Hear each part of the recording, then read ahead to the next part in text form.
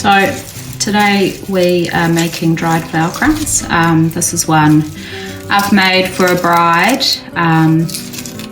in whites and neutrals. I'll talk you through what the ingredients are.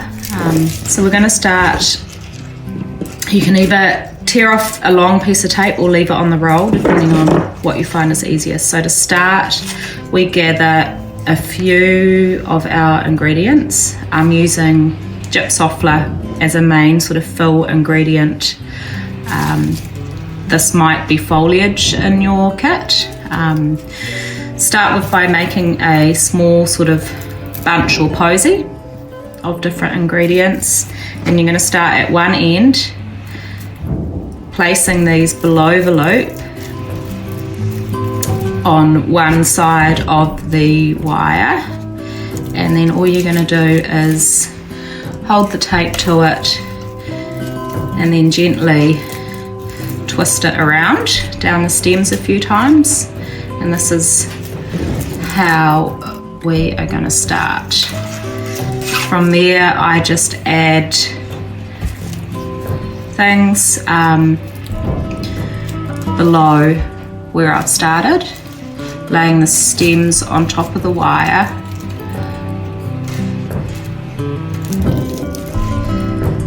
It is quite fiddly, but if you just take your time, you'll get the hang of it after a while.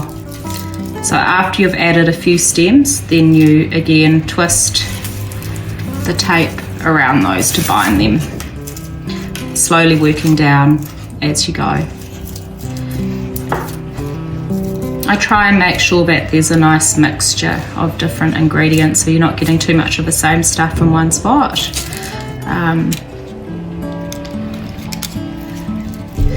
because the florist tape is quite natural looking, it doesn't matter too much if it's showing in certain spots. If there's any really big gaps, you can always hot glue some straw flowers or flowers at the end to cover that.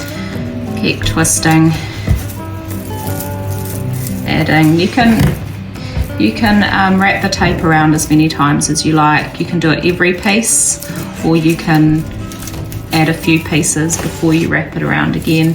I know there's other ways that you can make flower crowns. You can, some people pre-make all the little bunches and then add them to the wire or the base. This is just the way that I've always done it. I find it's the most sort of natural and means you can adjust things to your eye as you go.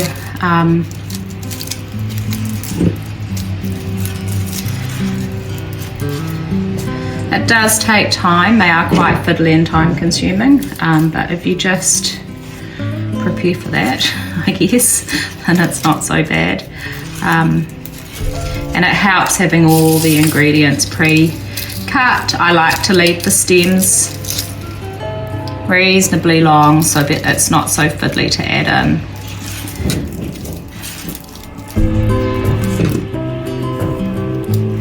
in. Using your filler, whatever that is, whether it's gyp, foliage or status is another good filler. I just find that it's a little bit brittle sometimes, so oh, it's the rain. Yeah, using your filler, every sort of few, I don't know if you can see there, but it's sort of here, here and here, but every few sort of centimetres as a break. Yeah, so that's pretty much it for now, but just keep working your way down. You can make it as dainty or full as you like, and to make it fuller you can use larger bits and sort of position them so that they, if you wanted to make it fuller, I'd just sort of put this in and angle it a bit more so it kind of sticks out. Or if I wanted it daintier, then I'd wrap it tight, smaller bits tighter, closer to the wire.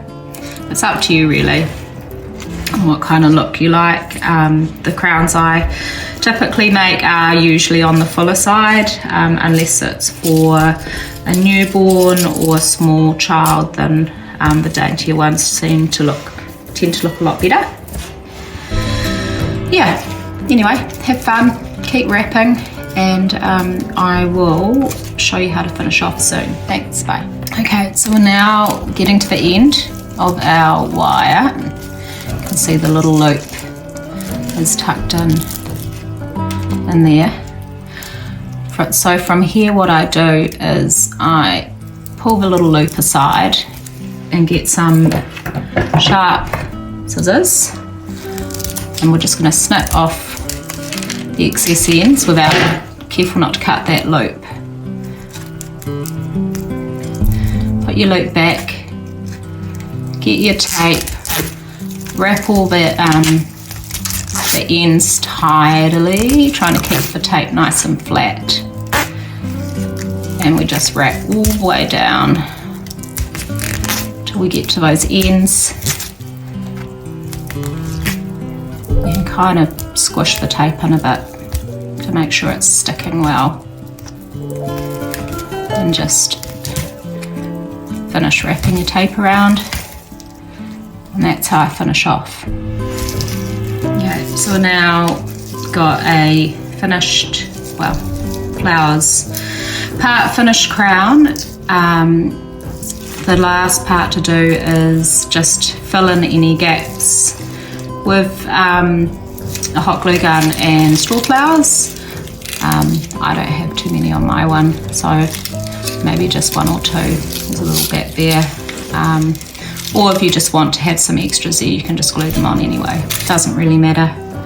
But now what I'm going to do is add the ribbon.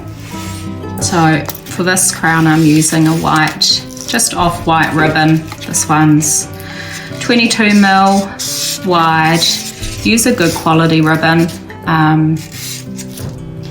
So this one was just from Spotlight, but sometimes I'll use a hand-dyed silk ribbon if that's the sort of look thereafter. This is actually for a bridal crown, so I'm just using white today. You can use a slightly thicker ribbon if you like to have like a full bow look at the back, but this is just a little bit more delicate.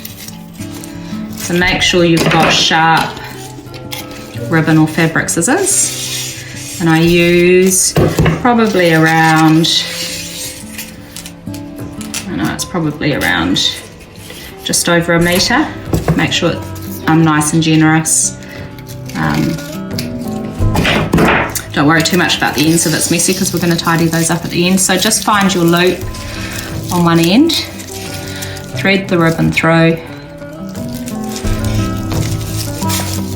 one end of the crown and through the other end. Oops.